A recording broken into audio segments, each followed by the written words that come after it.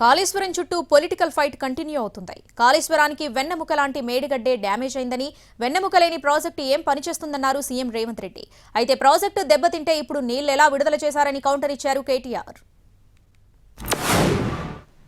ఆయన కాళేశ్వరంలో ఒకటో రెండో ఊళ్ళో మేడిగడ్డ అక్కడ పిల్లర్స్ మనిషికి వెన్నెముక ఎట్లాంటిదో అట్లాంటిది. మనిషికి వెన్నెముక ఇరిగింది అనుకో, దేనికి వణికినాడు, ఉన్నాడా అంటే ఉన్నాడు అన్నట్టు అనిపిస్తుంది, మంచం మీద వండి ఉంటాడు.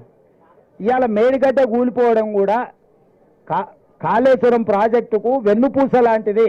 వెన్నుపూసనే ఇరిగిపోయింది. దాన్ని ఎట్లా మరమ్మతు చేయాలని నిపుణులతో చర్చిస్తున్నాము. ఆల్రెడీ అన్నారంలో బొక్కబడి నీళ్లు బయటకు పోతున్నాయి.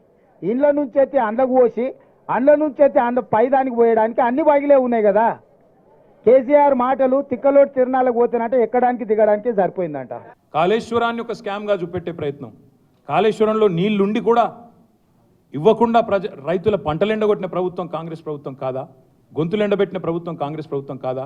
ఇవాళ ఆ పంపులు ఆన్ చేసి ఈ 3 నెలల్లోనే కనుక మేడిగడ్డను కూడా రిపేర్ చేసింటే ఒక్క ఎకరమన్న పంట ఎండుతుందా?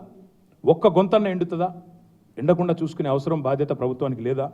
కొట్టుకుపోయిందని ప్రచారం చేసిన కాళేశ్వరంలో ఇవాళ ఎట్లా జలపరవలు ఎట్లా దుంకుతున్నాయి చెప్పాల్సిన బాధ్యత ఈ ప్రభుత్వం మీద ఉంది. ఇన్నాళ్ళు నీళ్లుండి వదలని నిర్వాకం ఈ ప్రభుత్వానికి కాదా?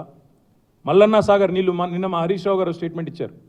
మీరు ఇస్తారా 24 గంటల్లో మేమే గేట్లు ఎత్తాలన్నా అంటే సాయంత్రం లోపల నీళ్ళు వదిలినారు. అంటే దీని అర్థం ఏంటి?